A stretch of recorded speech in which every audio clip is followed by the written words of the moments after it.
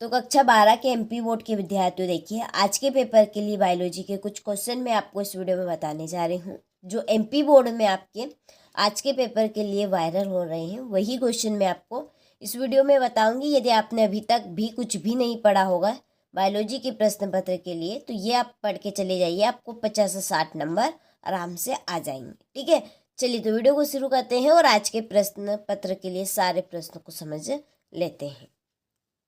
तो देखिए पहला प्रश्न है कि डिटर्जेंट के उत्पादन में उपयोगी एंजाइम है इमाइलेज। दूसरा है कि रंग वर्धनता रोग होता है। तो इसका आंसर है आपका, ये थोड़ा सा रॉन्ग हो गया है, तो इसका आंसर है आपका एक्स सहलग्न जीन। तीसरा इथिडियम ब्रोमाइड का उपयोग किसके अभिरंजन में होता है, तो डीएनए। चौथा है सूक्ष्म जैविक क्रिया द्वारा उत्पादित विटामिन B12। पांचवा है कि निम्नलिखित में से किसके द्वारा जीवन की निरंतरता बनी रहती है, प्रजनन के द्वारा। छठा है BT20 प्राप्त होता है, तो इसका आंसर है आपका आ नंबर का बेसिलस थ्यूरी GNNC। ठीक है, चलिए तो स्क्रीनशॉट आप सारे प्रश्नों का अच्छे से लें और कंप्लीट करें। ये आपके देखिए ये इंग्लिश मीडियम वालों के लिए है, तो स्क्रीनशॉट आप भी ले लीजिए। टिक मार यहाँ पर मैंने कर दी है। देखिए जो आपका दूसरे का यहाँ पर इसको सही कर लीजिएगा, ये गलती से लग गया है तो बी पे, इसका आपका ए राइट रहेगा यहाँ पे। ठीक है, ये आपका ए राइट है, हो गया तो ले लीजिए यहाँ से स्क्रीनशॉट।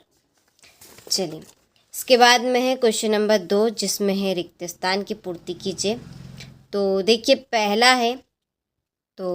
पहला है कि प्राक इंसुलिन में खालिस्तान होता है जो परिपक्व इंसुलिन में नहीं पाया जाता है, तो इसका आंसर है से पेप्टाइड का अतिरिक्त खिंचाव। दूसरा है पौधे की जीवन खालिस्तान प्राह जंतुओं की अपेक्षा अधिक होती है, तो इसका आंसर है अवधि। तीसरा है स्वच्छ जल में होने वाली कृषि खालिस्तान कहलाती है जल संवर्धन, या इसको आप कह सकते हैं हाइड्रोनिक्स। चौथा है नाइट्रोजन स्थिरीकरण करने वाले बैक्टीरिया खालिस्तान कहलाती है, तो एजोटोबैक्टर। पांचवा है मानव खालिस्तान है सामाजिक प्राणी। छठा है डार्विन के जहाज का नाम खालिस्तान था, HMS बोगल। ठीक है, चलिए तो आप यहाँ से स्क्रीनशॉट लें। इसके बाद में ये आपके इंग्लिश मीडियम वालों के लिए यहाँ पर मैंने आपके भी फिल कर दी हैं। चलिए क्वेश्चन नंबर 3 में सत्य सत्य लिखिए। पहला है कि प्रत्येक इंटरफेरॉन की अपनी विशिष्टता होती है, तो इसका आंसर आपका सत्य है। दूसरा है मानव अंड प्रजक है, तो ये आपका असत्य है। तीसरा है संलग्न जीन हमेशा अलग अलग क्रोमोसोम पर स्थित होते हैं, तो ये आपका सत्य। जो टिक मार्क यहाँ पे कर रही हो आपको असत्य लिख लेना है। पांचवा है फॉरेस्ट रिसर्च इंस्टीट्यूट यानी कि FRI मध्य प्रदेश में स्थित है, तो ये आपका सत्य है। पांचवा है आपका सत्य और छठा भी आपका सत्य रहेगा। ठीक है, यहाँ पे आपको असत्य लिख लेने हैं। चलिए इसके बाद में ये आपके इंग्लिश मीडियम वालों के लिए, तो पहला आपका केवल ट्रू रहेगा और सभी क्या रहेंगे फाल्स यहाँ पर रहने वाले हैं, तो आप इनको कंप्लीट कर लीजिएगा। ठीक है, चलिए यहाँ पर मैंने टिक कर दी है तो कंप्लीट करें। इसके बाद में है सही जोड़ी लिखिए। पहली एंटीबॉडी, इसकी जोड़ी है आपकी H2L2। दूसरी मृदा की जोड़ी है पेडालोजी। तीसरी न्यूक्लिक अम्ल DNA एवं RNA। एक्रोसोम की जोड़ी रहेगी शुक्राणु। परजीवी जंतु परजीन इसमें आपका रहेगा। तो चलिए यहाँ से आप स्क्रीनशॉट लें और कंप्लीट करें। ठीक है, हो गया, आगे बढ़े। चलिए तो ये आपका इंग्लिश मीडियम वालों के लिए, तो यहाँ पर मैं चलिए जोड़ी के आपके नंबर लिख देती हूँ, तो आप इनको कंप्लीट कर लीजिएगा। ये आपकी पहली और ये आपकी दूसरी और ये पहले। अगला है एक वाक्य में उत्तर दीजिए। पहला है कि प्रथम ट्रांसजेनिक ग्राफ का नाम लिखिए, तो इसका आंसर है आपका रोजी। ठीक है, इसमें क्या आएगा आपका रोजी। दूसरा है SCID क्या है, तो ये है आपका सीवियर कंबाइंड न्यूक्लियोडी एफिशिएंसी। ठीक है, यहाँ पे मैं पूरा आपका फिल कर देती हूँ। तो ये देखिए यहाँ पर मैंने पूरा लिख दिया है, तो आप कंप्लीट करें। अगला है AUG कौन सा कोडान कहलाता है? तो ये आपका प्राथमिक कोडान कहलाएगा। कौन सा? प्राथमिक कोडान। चौथा है मिलर ने अपने प्रयोग में कौन कौन से पदार्थ लिए?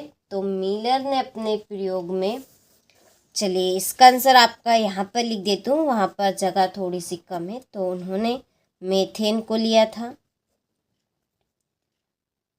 अमोनियम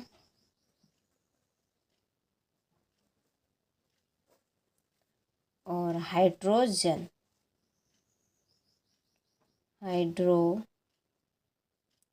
ठीक है।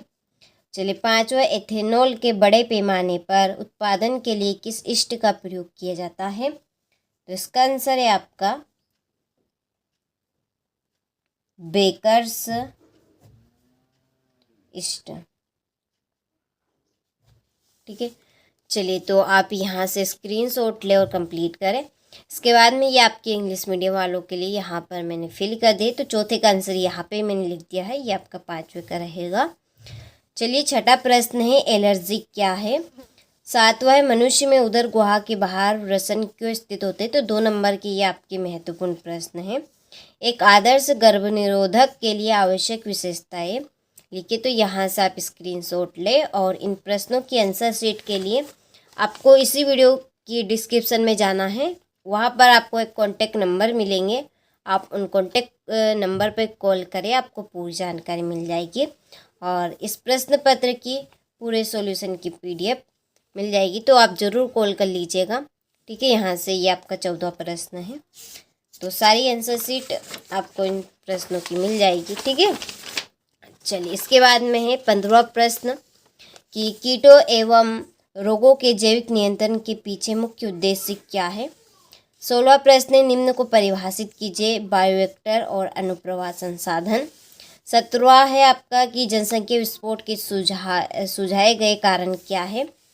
18वां है, मेंडल द्वारा प्रयोग के लिए मटर के पौधे के चयन लाभों का उल्लेख कीजिए। और ये आपका 19वां प्रश्न, तो यहाँ से स्क्रीनशॉट ले। चलिए इसके बाद में ये आपका अथवा है 19वें का, और ये आपका लास्ट 20वां प्रश्न है कि किसी भौगोलिक क्षेत्र में जाति क्षति के मुख्य कारण क्या है? ठीक है, तो ये आपका 4 नंबर का प्रश्न है। तो आपने सारे प्रश्नों का अच्छे से स्क्रीनशॉट ले लिया होगा, तो अच्छे से आप कंप्लीट करें। और इनकी आंसर शीट के लिए जो नंबर कॉन्टेक्ट आपको दिए हैं आप उन पे ज़रूर कॉल करें, आपको पूरे आंसर शीट मिल जाएगी। तो चलिए मिलते हैं आपसे अगले वीडियो में।